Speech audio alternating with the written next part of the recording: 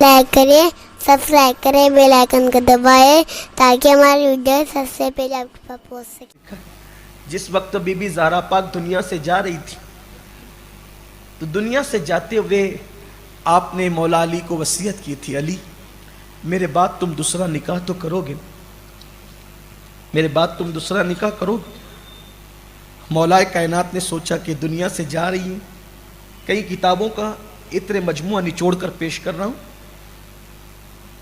جو جہاں ہیں وہاں دلوں میں جائز مرادیں لیں۔ باب الحوائج کا ذکر ہو رہا ہے، دعا کریں، ہزار دعاؤں کی دعائیں یہ، تمناؤں کی تمنا یہ، اللہ قیامت تک ہماری نسلوں کو نبی اور آل نبی کا وفادار رکھے اور جنت میں انہی کے پڑوس میں اللہ ہمیں ٹھکانہ عطا فرمائے۔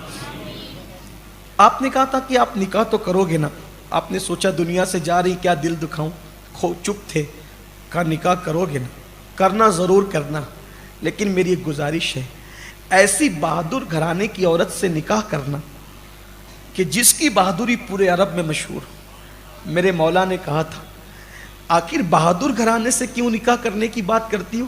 تو کہا کہ اگر بہادر گھرانے کی عورت سے نکاح کرو گے تو اس سے تمہیں بہادر بیٹے پیدا ہوں گے، اور وہ بہادر بیٹے کربلا میں میرے حسین کے کام آئیں گے۔ اور بی بی زہرا نے دنیا سے جاتے جاتے دعا کی تھی دنیا سے، اللہ میرے بعد علی جب کسی عورت سے نکاح کرے اسے بہادر بیٹے دینا تاکہ وہ کربلا میں میرے حسین کے کام آئے۔ پھر مولا کائنات نے اپنے بھائی عقیل ابن ابو طالب سے کہا تھا کہ تم نسب کے معاملے میں بڑی مہارت رکھتے ہو، یہ بتاؤ عرب میں سب سے زیادہ بہادر گھرانہ کون ہے؟ تو کہا کہ حزام کا گھرانہ بڑا بہادر ہے، اس کی بیٹی سے نکاح کر لو۔ اتفاق سے اس خاتون کا نام بھی فاطمہ تھا۔ اللہ اکبر! جب یہ نکاح میں آئی فاطمہ بنت حزام، فاطمہ بنت حزام یہ حضرت عباس کی ماں ہے، جب نکاح میں آئی تو پہلی رات کو کہا تھا علی میرا نام بھی فاطمہ ہے، حسین اور حسن کی ماں کا نام بھی فاطمہ ہے، مجھے کبھی فاطمہ کہہ کے نہ پکارنا، مجھے کبھی فاطمہ کہہ کے مت پکارنا، جب تم فاطمہ کہو گے حسن حسین اور زینب کلثوم کو اپنی فوت شدہ ماں یاد آئے گی، ان کو یتیمی کا احساس ہوگا، یتیمی کا احساس، اس لیے مجھے فاطمہ مت کہنا، کسی دوسرے نام سے پکارنا۔ تو سیدہ فاطمہ کی دعا کا خیال کرتے ہوئے مولا کائنات نے کہا تھا پھر ہم تمہیں ام البنین کہا کریں گے، یعنی بیٹوں کی ماں، تاکہ تمہیں اللہ بیٹے ہی بیٹے عطا کرے۔ اور پھر اللہ نے ان کو لگاتار 4 بیٹے دیے تھے، جس میں سے غازی عباس تھے۔ عباس سیدہ پاک کی دعاؤں کے نتیجے میں پیدا ہوئے تھے، اور عباس خاص، 3 بھائی تو اور بھی تھے، وہ بھی بڑے عاشق تھے امام حسین کے، لیکن عباس زیادہ عاشق تھے۔ حضرت عباس کی ولادت کا ذکر یوں کیا جاتا ہے، امام حسین 5 شعبان کو پیدا ہوئے اور عباس غازی 4 شعبان کو پیدا ہوئے۔ اور پھر جب غازی پیدا ہوئے عباس، خاص سن لیں آپ، شاید یہ سال بھر بیان نہیں ہوتا، غازی عباس جب پیدا ہوئے اپنے بابا کی سنت پر عمل کرتے ہوئے آنکھیں بند کر کے پیدا ہوئے تھے عباس، غازی عباس آنکھیں بند کر کے پیدا ہوئے تھے۔ مولا کائنات نے گود میں لیا، آنکھیں نہیں کھولی، امام حسن نے گود میں لیا، آنکھیں نہیں کھولی، جب امام حسین نے گود میں لیا عباس نے آنکھیں کھولی، گویا کہ پہلی مرتبہ عباس نے دنیا میں آ کے سب سے پہلے جس کا چہرہ دیکھا وہ چہرہ تھا امام حسین کا چہرہ۔ ابھی آگے شہادت پڑھوں گا تو یہ بھی پتہ چلے گا، پہلے جس کا چہرہ دیکھا وہ حسین تھے، اور آخری میں جس کا چہرہ دیکھا وہ بھی حسین۔ بہت پیار تھا دونوں بھائیوں میں، بہت پیار تھا۔ امام بلکہ ام البنین نے امام حسین کے حوالے کر دیا تھا، تم ہی اس کو پالو، اس کی پرورش تم ہی کرو۔ بہت خوبصورت تھے، اتنے خوبصورت تھے کہ ان کی خوبصورتی کو دیکھ کر کے عرب والے ان کو قمر بنو ہاشم کہتے تھے، خاندان بنو ہاشم کا چاند، اتنے خوبصورت تھے، اتنے حسین تھے۔ اور حسین ہونے کے ساتھ ساتھ ان کی خصوصیت تھی، اونچا قد تھا، بڑا چوڑا جسم تھا، اگر گھوڑے کی زین نہ ہو اور پیر نیچے رکھیں تو گھوڑے پہ بیٹھ کر ان کے پیر زمین کو رگڑتے تھے، اتنا اونچا قد اللہ نے دیا تھا، اتنی شان تھی، خوبصورتی وہ، حسن وہ، جمال وہ. اور پھر مدینے میں جب تک رہے، مدینہ طیبہ میں، تو غریبوں کو ڈھونڈ ڈھونڈ کے مدد کرتے تھے، یتیموں کی پرورش، بیواؤں کا خیال کرنا، یعنی کہ جو گھر میں آیا اس کو جو ہاتھ میں آیا اٹھا کے دے. بڑے سخی تھے، اس لیے لوگ ان کو باب الحوائج کہتے تھے، حاجتوں کے پورا ہونے کا دروازہ. یعنی اگر کسی کو کوئی مسئلہ، کوئی مسافر آئے، کوئی مسافر وہ کہے میں پریشان ہوں، لوگ کہتے تھے عباس کے یہاں چلے جاؤ تمہاری مراد پوری ہو جائے. یعنی وہ کسی کو خالی لوٹاتے نہیں تھے. اور آج بھی ان کے مزار کی یہ شان ہے، آج بھی ان کے مزار کی یہ شان ہے. ان کے مزار پہ جو چلا جائے، جو مراد مانگے اللہ اس کو عطا کرے. باب الحوائج. ان کا ذکر میں کر رہا تھا. یہ تھے عباس. آپ نے مشکیزہ کندھے پہ رکھا، اور مشکیزہ کندھے پہ رکھ کر کے آپ جو ہے امام علی مقام کو دیکھتے ہیں اور نکلتے ہیں. وہاں پر ہزاروں اشقیاء تھے، شقی القلب لوگ جو فرات پر پہرا لگا کر کے کھڑے تھے.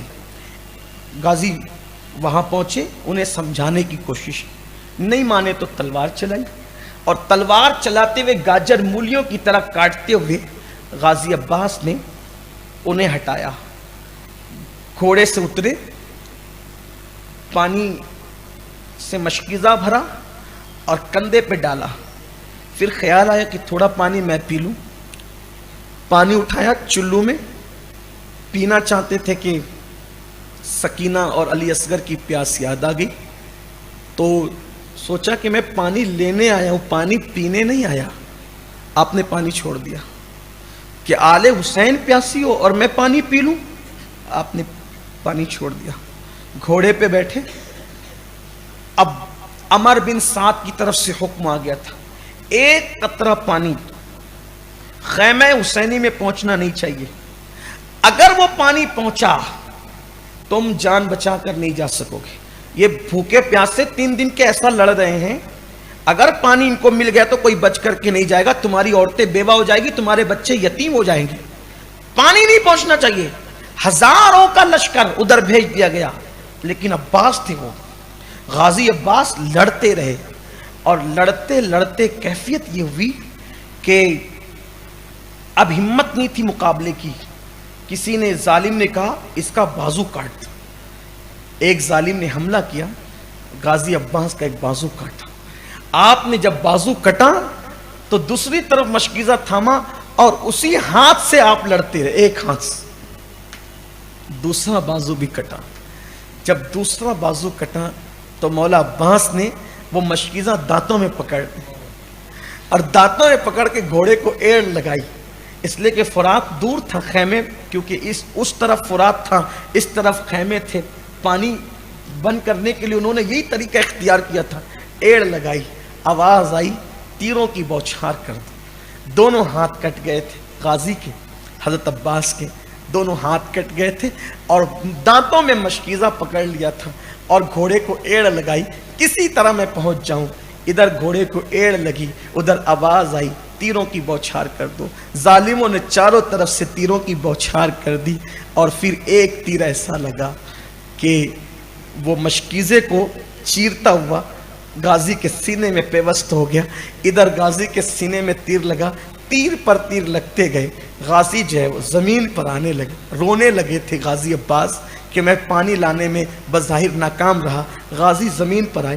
آپ تھوڑا تصور کریں، جب کوئی گرنے والا گرتا ہے تو گرتے وقت وہ اپنے ہاتھوں کو سہارا بناتا ہے تاکہ اس کے سر کو چوٹ نہ ہے، اس کے جسم پہ چوٹ نہ ہے، اور ہاتھوں کو لگتی ہے تو سر بچ جاتا ہے. لیکن غازی تھے، دونوں ہاتھ کٹ چکے تھے، اور دونوں ہاتھ کٹے ہوئے تھے. اب غازی جیسے ہی گھوڑے سے زمین پہ آواز لگائی، مولا میری خبر لو. غازی نے کہا مولا میری خبر لو. جیسے ہی غازی نے کہا مولا میری خبر لو، گویا کہ میدان کربلا غازی کی آواز سے گونج گیا، مولا میری خبر لو. حسین نے کہا میرے بھیا میں ابھی آیا، اور آپ نے گھوڑے کو تیز سے دوڑایا اور دوڑا کر کے پہنچے تو غازی کا پورا چہرہ خاک آلود ہو چکا تھا. اور مولا نے اپنے غازی کے سر کو، جناب عباس کے سر کو اپنی گود میں لیا، اور گود میں لینے کے بعد چہرے کا غبار صاف کیا، زلفیں صاف کی، سر پر ہاتھ پھیرنے لگے. حسین کی آنکھوں کی ٹھنڈک پائی، آنکھیں کھول دی. आंखें खोल दी, मौला अब्बास इमाम हुसैन की गोद में थे। हाय हाय, जीना हो तो ऐसा, मरना हो तो ऐसा। पैदा होते ही गोद में आए थे और अब भी हुसैन की गोद में थे। गाजी ने आंखें खोली, आंखें खोल के कहा, मौला राजी है ना आप मुझसे? अब्बास ने कहा इमाम हुसैन से, मौला आप राजी है ना मुझसे? इमाम की आंखों में आंसू आ गए। मेरे गाजी, तूने वफा का हक अदा किया, अल्लाह तुझ जैसा भाई सबको अता करे। गाजी ने कहा, मौला एक आखिरी वसीयत है मेरी, अगर पूरी करो तो आपका एहसान होगा। हुसैन ने कहा, मेरे गाजी कौन सी बात तेरी पूरी न की जो ये न करूँगा? कहा, मौला वादा करो इस वसीयत को पूरा करोगे। इमाम ने कहा, कहो क्या वसीयत है? अल्लाह अकबर। कहा, मौला मैं देख रहा था सुबह से अब तक जो भी शहीद होता था आप उसके लाशे को लेकर के जाते थे और खैमे में रख देते थे। मेरे मौला मेरी गुजारिश है, मेरा लाशा यहाँ से उठा के न ले जाना, खैमे में मत ले जाना। मौला ने कहा, अब्बास ये कैसे हो सकता है कि मैं दुश्मन के नरगे में तेरा लाशा छोड़ जाऊंगा? मौला, हाँ वजह यह है कि मैं सकीना से वादा करके निकला हूँ कि सकीना मैं ज़रूर पानी लाऊंगा। अगर मेरा कटा हुआ लाशा ले जाओगे तो सकीना का सब्र टूट जाएगा मौला, और वो इंतज़ार न कर सकेगी। सकीना का सब्र टूटेगा, वो बेचैन हो जाएगी। मौला मैं चाहता हूँ मेरे लाशे का जो हो वो हो, लेकिन मेरा लाशा यहीं छोड़ जाए और सकीना को खबर मत होने देना कि तेरे चचा की शहादत हो गई। जितनी देर तक मौला मेरा लाशा न पहुंचेगा उतनी देर तक सकीना मेरी आमद का इंतज़ार करती रहेगी, और जितनी देर तक इंतज़ार करती रहेगी उतनी देर तक सकीना को सब्र होता रहेगा कि मेरा चचा आएगा, मेरा चचा आएगा, मेरा चचा आएगा, और उसको सब्र उसका बढ़ता रहेगा। इसलिए आप मेरे लाशे की परवाह न करें, मुझे यही छोड़ दे मौला। इमाम आली मकाम को ये वसीयत कर रहे थे। इमाम ने कहा, तेरी वसीयत तो पूरी कर दूंगा, लेकिन मेरी भी एक ख्वाहिश तो पूरी कर दे अब्बास। दुनिया से जाते जाते मेरी भी एक तमन्ना पूरी कर दे। सर पे हाथ फेरते रहे और कहते रहे, अब्बास तूने मुझे कभी भाई नहीं कहा, एक मर्तबा मुझे भाई कह दे, मेरी तमन्ना पूरी हो जाएगी। अब्बास ने कहा, नहीं मौला, मेरी माँ आपकी अम्मी की कनीज है, अगरचे मेरा और आपका बाप एक है, लेकिन आप बिन्ते पैगंबर की औलाद है, आप फातिमा के बेटे, मेरी माँ आपकी माँ की कनीज है, मैं कनीज ज्यादा हूं, इसलिए आपको भाई कैसे कहूं? मौला ने कहा, हुसैन पाक ने कहा, अब्बास मेरी खुशी के लिए एक बार भाई कह दो। इतनी गुफ्तगू में अब्बास की सांसें उखड़ने लगी।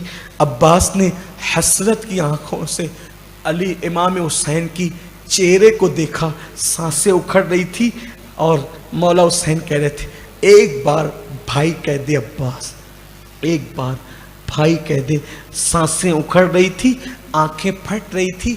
इमाम आली मकाम का चेहरा देखा और उखड़ती हुई सांसों से, उखड़ती हुई सांसों से हल्की सी आवाज में कहा, भैया। हल्की सी आवाज में, तसव्वुर करें आप करबला का, हल्की सी सांसें उखड़ रही थी, हल्की सी आवाज में कहा, भैया।